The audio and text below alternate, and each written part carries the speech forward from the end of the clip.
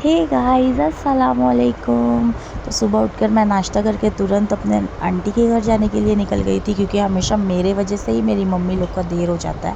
That's why फटाक से मैं निकल गई थी। उसके बाद ये मैं जा रही हूँ अपने आंटी के यहाँ अपनी बहनें और अपनी मम्मा के साथ। एंड वहाँ आते ही आंटी ने हमारा स्वागत किया। उसके बाद मेरे बेबी को जैसे ही लिया उसके बाद उसका रोना स्टार्ट। एंड देन आते आते काफ़ी लेट हो गया था, तो आते साथ ही सबसे पहले हम लोग खाना खाए। भूख तो लगी गया था। फिर उसके बाद खाना खाने के बाद थोड़ा देर हम लोग बैठे, ऐसे ही गपशप किए। फिर उसके बाद थोड़ा सा ऐसे ही बाहर टहलने के लिए निकल गए। देन वहाँ से आने के बाद फिर अगेन हमने बहुत सारा गपशप किया, कुछ खाते खाते चट्टी मट्टी।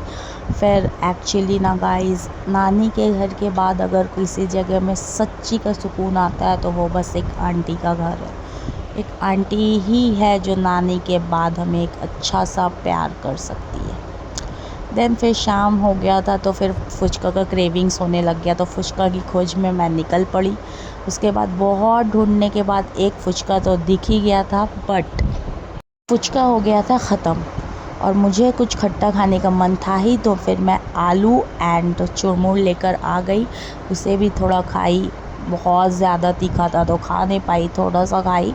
देन अचानक लाइट चला गया था, तो दरवाज़ा खोल कर देखी कि लाइट क्यों गया है, तो पता चला ओ यहाँ पे तो थोड़ा तूफ़ान आ रहा है।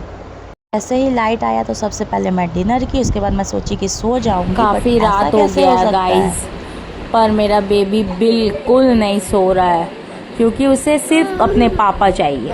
बिना पापा का वो नहीं सोएगा। तो मेरी बहन अभी उसे बस चुप कराने की कोशिश में लगी है। छीन लेगा ना।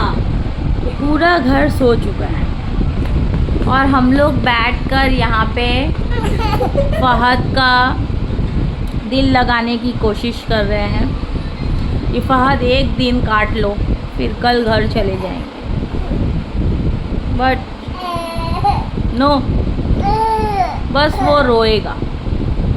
फिर बहुत ही मुशक्क़त के बाद उसे सुलाकर मैं खुद भी सो गई। अब सुबह उसके पापा का इंतज़ार है घर जाने के लिए।